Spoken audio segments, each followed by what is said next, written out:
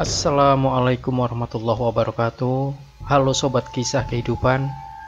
Bagaimana kabar Anda hari ini? Mudah-mudahan fine dan selalu dalam lindungan Allah Subhanahu wa taala. Senang sekali kami bisa kembali hadir menjumpai Anda, dan untuk kesempatan kali ini kami akan berbagi satu kisah nyata horor yang berjudul Kesaksian Seorang Anak Pelaku Pesugihan. Tak ada siapa-siapa dalam kamarku. Yang ada hanya seekor babi yang perutnya terburai, dan dia adalah ayahku. Setelah menekuni studi selama 6 tahun, hari itu aku pulang ke desa kelahiranku.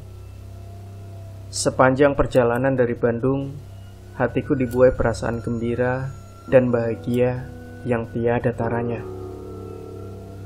Betapa tidak, aku kembali dengan mempersembahkan gelar kesarjanaan, jelasnya insinyur pertambangan.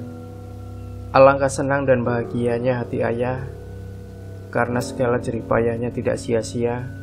Begitu benakku, anak yang dibanggakannya di kalangan keluarga dan teman sejawat, telah memperoleh kemenangan. Namun, alangkah terkejutnya aku ketika lepas maghrib tiba di rumah. Nampak banyak sosok-sosok tak jelas di antara warga desa yang memegang tombak, parang, arit, dan tali penjerat. Hatiku berdetak tidak karuan. Ada apa sebenarnya? Demikian pikirku. Beberapa belas meter di depan rumah, langkahku terhenti ketika terdengar suara raungan nyaring yang menyayat hati. Setelah ku dengar dengan seksama, dapat dipastikan bahwa yang menangis itu adalah ibuku sendiri. Apa yang telah terjadi? Pikiranku semakin cemas. Apakah ibu menangis karena kematian ayah? Aku segera menghabur masuk ke dalam rumah. Tapi di pintu, ibuku sudah menyambutku, memelukku erat sekali sambil menangis meraung-raung.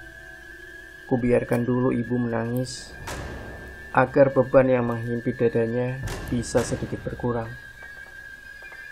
Mana ayahku? Tanyaku kemudian setelah ibu menghapus air matanya. Karena ayahmu lah, makanya ibu menangis tadi, An, sahut ibu. Lantas, sebenarnya apa yang terjadi atas diri ayah, Bu? Desaku semakin penasaran. Tapi ibu terdiam, kemudian menundukkan kepala. Beberapa sesepuh desa yang kukenal, seperti Mbah Kardi, Mbah Sudirun, Mbah Karta, dan lain-lain, termasuk kepala desa Pak Soleh, juga terdiam diri dan hanya memandangiku. Kelihatannya mereka seperti bingung, tidak tahu apa yang harus diperbuat. Ketika aku tanyakan lagi di mana ayah, ibuku berpaling ke arah kamar. Kamar dalam rumah kami hanya ada 2. Yang dekat dapur itu adalah kamar ayah dan ibu. Sementara kamar yang satu lagi dulu adalah kamarku. Aku segera berlari menuju ke kamar ayah, tapi ternyata kosong. Lalu aku keluar dan masuk ke kamar sebelahnya, bekas kamarku. Dalam kamar itu sudah tidak ada lagi ranjangku dan lemari pakaian. Dan di sudut kamar yang sudah kosong itu, kulihat seekor babi agak menyandar ke dinding, perutnya luka, dan darah masih terus menetes. Yang mengherankan, pada sudut matanya tampak ada butiran-butiran air yang jernih. Aku terbodoh-bodoh menyaksikan binatang tersebut. Kemudian aku membalikkan tubuh, berjalan dengan tergesa untuk menemui para sesepuh desa yang duduk di atas tikar, seperti layaknya orang yang akan kenduri. Mana ayahku? Tanyaku setiba di hadapan mereka. Apakah tak kau temukan di dalam kamar tadi? Ujar Pak Soleh. Aku menatap kepala desa dengan perasaan diliputi keheranan. Tak ada siapa-siapa di dalam kamar, kataku memastikan. Yang ada hanya seekor babi.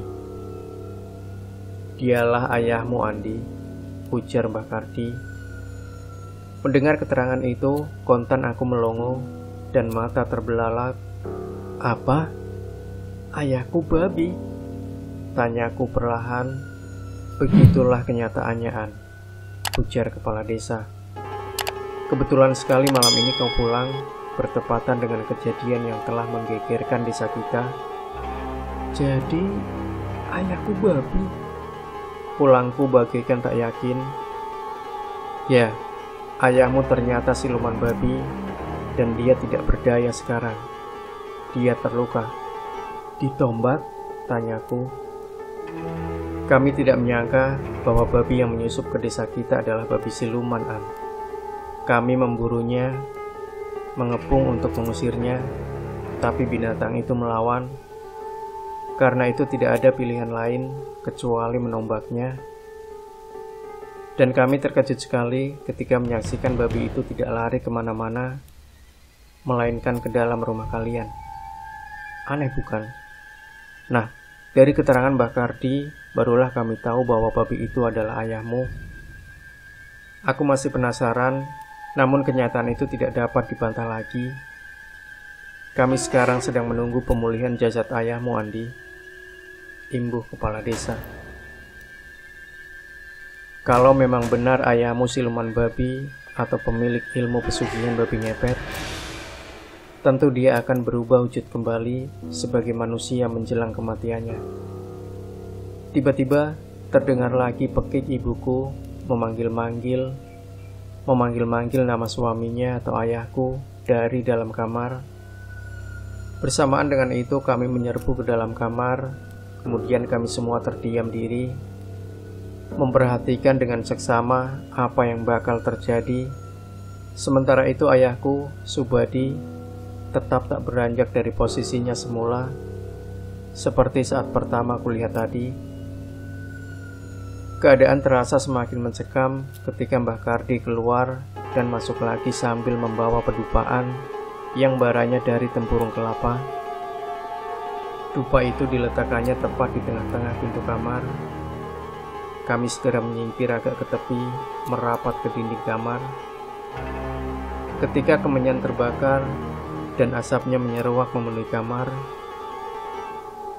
kami mendengar suara tangisan ayahku yang sangat menyayat hati. Mbah Kardi lalu meminta segelas air putih yang ke dalamnya sudah dimasukkan daun waru dan ramuan lainnya. Ibuku segera membawakannya, kemudian diletakkan di depan pedupaan. Sementara Mbah Kardi masih terus berkomat-kamit sambil memejamkan mata.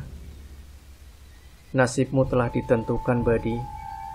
Nasib yang kau pilih sendiri, ujar Mbah Kardi kemudian, seperti berkata pada diri sendiri. Tak lama, kelihatanlah perubahan sosok tubuh babi itu menjadi Subadi, ayahku. Namun luka di perutnya tidak hilang. Luka itu sangat parah, telah merobek perut dan memutuskan usus. Apa tak bisa disembuhkan, Mbah? Tanya ibu. Mbah Kardi menggeleng. Suamimu malah sudah tidak bisa bicara lagi, Inah, katanya kemudian. Kini apa yang harus dia lakukan? Tanya ibu lagi. Mbah Kardi mengangkat pundak lalu katanya, tidak ada yang dapat kita lakukan lagi untuknya. Mendengar itu ibuku menangis meraung-raung. Mas Badi, lihatlah anakmu Andi sudah pulang, teriaknya. Ayah menatapku dengan pandangan sayu sekali. Bibirnya tergerak-gerak seperti mengatakan sesuatu, tapi suaranya tidak pernah kedengaran lagi. Aku Andi, ayah, kataku mempertontonkan diri. Aku telah lulus, ayah. Aku telah jadi sarjana, seperti yang ayah inginkan.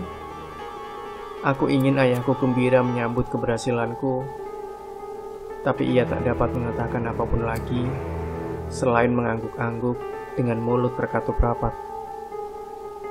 Tak lama setelah ibu menjerit, ayah menutup mata untuk selama-lamanya.